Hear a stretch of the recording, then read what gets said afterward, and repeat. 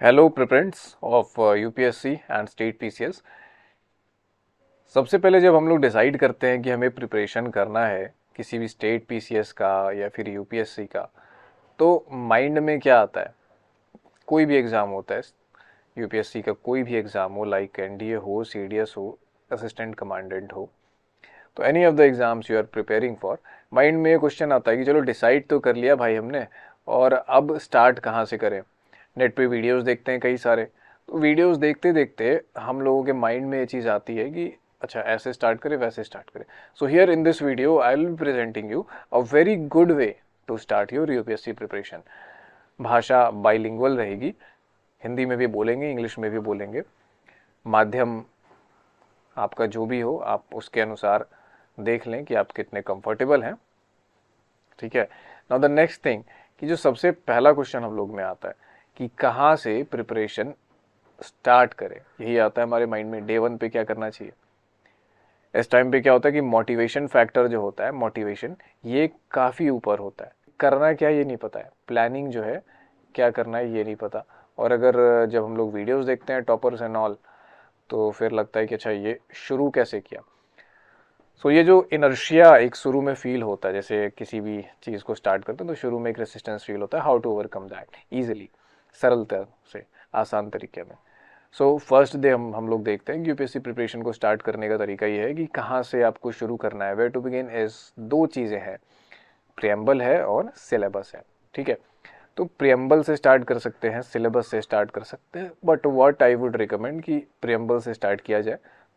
उसके बाद जैसे ही आपका प्रियम्बल कवर हो जाता है फिर आप सिलेबस में जाए। ठीक है। एक क्यूरियस माइंड ये पूछता है कि ये हम क्यों करें, प्रियम्बल से क्यों करें, सिलेबस से क्यों करें, why and how it is a good way to start your preparation. तो आइडिया ऑफ इंडिया क्या है? फॉर एग्जाम्पल जैसे इंडिया की बात करते हैं, जैसे हम बात करते हैं कि देश है, भारत देश है, तो कई लोगों के मन में कई सारा पिक्चर आता है ना। तो बहुत सारी पिक्चर्स आती हैं सबके मन में। तो जैसे ही पिक्चर्स आती हैं, तो जैसे कोई अगर सोच रहा है कि जम्बू द्वीपे, भारत खंडे, आर्यावर्त, तो उस टाइम से एक पिक्चर आती है कि एक बहुत ही प्राचीन प्री हिस्टोरिक टाइम से ही हमारा देश एग्जिस्ट करता है, तो वो वाली चीज़ आती है। दूसरी बात फिर ये भी माइंड में आ सकती है कि आइडिया ऑफ इंडिया अगर आप देख रहे हो तो आप वर्तमान में क्या देख रहे हो, आपके सामने जो सिचुएशंस है वो क्या है, दैट इज़ इंडिया। बट किसी भी चीज़ को हम लोग देखते हैं तो सबसे पहले जो देखना ज़रूरी है वो ये है कि उसकी फॉर्मल डिफिनीशन क्या है। तो फॉर्मल डिफिनीशन ऑफ इंडिया जो हमें मिलती है वो मिलती है हमारे कॉन्स्टिट्यूशन से। लाइक जब हमारा कॉन्स्टिट्यूशन 1949 में अडॉप्ट हुआ था, तो उसमें डिफाइन किया गया कि व्हाट इज़ इंडिया। ठीक है। तो ये जो डिफिनीशन दी गई, इसके मुताबिक हमें समझना है कि आइडिया ऑफ इंडिया क्या है। इंडिया वो है, डिस्पाइट ऑफ दैट कि हमारे बहुत सारे वर्जन्स हो सकते हैं इंडिया के, but most important thing is कि डिफिनेशन क्या कहता है। Yes, I am talking about polity, polity subject की ही बात कर रहे हैं। वेरी ऑब्वियस है कि when I am talking about preamble I am talking about polity. तो आइडिया ऑफ इंडिया से क्या होता है कि इंडिया क्या है क्या नहीं है, क्या ऐसी चीज़ें हैं जिससे मिल करके इंडिया बना होता है, the things that constitute India.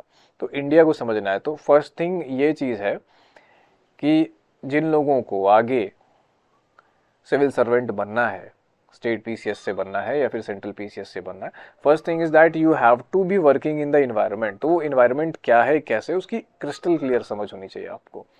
What is the idea of existence of India. दूसरी चीज़ जो है, पहली चीज़ तो हो गया कि आइडिया ऑफ इंडिया क्या है। Now second thing is that जो प्रियम्बल पढ़ने से क्लियर होती है वो ये होती है कि वैल्यूज ऑफ द लैंड, जिस लैंड में आप रहते हो, फॉर एग्जाम्पल जिस परिवार के आप मेंबर होंगे वहाँ के कुछ वैल्यूज़ होंगे। वो वैल्यूज़ परिवार वाले एक्सपेक्ट करते होंगे कि you have to carry those values.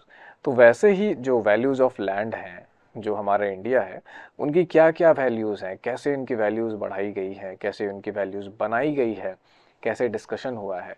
तो हमारे लैंड की जो वैल्यूज़ हैं वो किन चीज़ों पर बेस्ड होती है? वो बेस्ड होती है हमारे लॉ पर। और हमारे लॉ को, संविधान के लिए उर्दू में एक वर्ड है, उसको कहते हैं आइन। ठीक है। आइन, आइन, आईना सुना है आपने? हाँ। तो ये राज्यसभा टीवी की एक डॉक्यूमेंट्री में मैंने देखा था, आइन वर्ड का इस्तेमाल किया था, जो कि आईना से रिलेट करता है। Like what you are, mirror में ये दिखाता है कि आप क्या हो। लाइक जैसे फॉर एग्जांपल अगर हम किसी पर्सन को देखते हैं तो हम कैसे जानते हैं वो पर्सन कैसा है? We see standards, we see their values. और उनके वैल्यूज़ किस पे बेस्ड होते हैं? उनके अंदर मन पे, है ना, उनके जो वेरी कंस्टिट्यूटिंग बिलीव्स हैं उन पे बेस्ड होते हैं।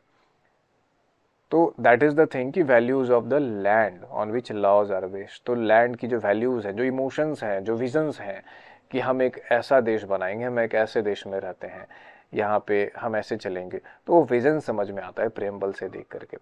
और वो विज़न क्यों ज़रूरी है? वो विज़न इसलिए ज़रूरी है क्योंकि for you to be a civil servant एक प्रिपरेशन का थीम है कि चलो पढ़ना है, but you have to develop yourself along the way. ठीक है, तो एक सिविल सर्वेंट का जो माइंडसेट होना चाहिए उसके बिल्डिंग ब्लॉक्स का काम करता है preamble. So that is why I am telling you कि प्रिपरेशन जो स्टार्ट करें वो सबसे पहले प्रियम्बल से ही करें, है ना। तो बेसिक बेसिक कुछ कुछ चीज़ों की ना समझ आती है ओवरऑल। उसके बाद फिर आपको जहाँ फॉलो करना है, जैसे फॉलो करना है, खुद का प्लान बनाना है, या फिर you have been given a plan जो कि फॉलो करना है। So that would be a very good start. Now अब हम लोग चलते हैं कि प्रियम्बल के ऊपर। फॉर एग्जांपल थोड़ा देख लेते हैं कि कैसे प्रियम्बल से चीज़ें होती है, कनेक्ट करती हैं। तो here I have written for you preamble of Indian constitution. ये इजीली कहीं पे भी आप निकाल के देख सकते हैं, एज यू नो। तो कहाँ से पढ़ना है, क्या चीज़ें हैं? तो before I begin I would like to tell you कि I am little bit old school, तो मेरा तरीका भी वैसा ही है despite of using modern tech and all. So सबसे पहले चलते हैं कि कहाँ से पढ़ें, बुक्स क्या क्या रिक्वायर्ड होनी चाहिए। Yes, you will require book, केवल PDF and all, I don't believe in that. Books तो होनी चाहिए आपके पास। You need to have certain books, क्योंकि बीच बीच में मैं रेफरेंसेस दूंगा कि इस बुक में इस पेज नंबर में यहाँ पे है। So what I have is Indian polity by M Laxmikanth. मेरे पास 4th एडिशन है। आई विल रिकमेंड यू कि आपके पास लेटेस्ट एडिशन होना चाहिए। तो बुक्स, क्योंकि बुक्स जो होते हैं ना वो लॉन्ग टर्म में काफ़ी काम करते हैं। उनकी लैंग्वेज कंसिस्टेंट होती है, लाइक 4 बार 5 बार आप पढ़ोगी तो कंसिस्टेंट सेम लैंग्वेज होगी।